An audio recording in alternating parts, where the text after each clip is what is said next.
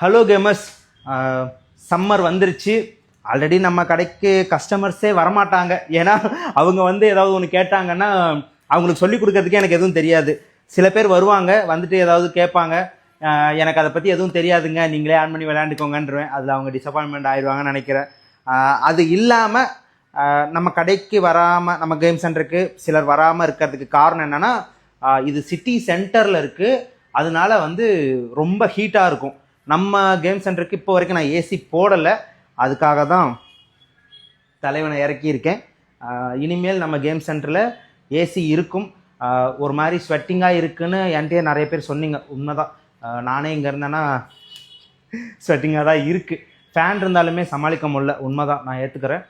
அதனால தான் எவ்வளோ செலவானாலும் பரவாயில்ல. எவ்வளோ செலவெல்லாம் இல்லைங்க, என்கிட்ட காசு இல்லை.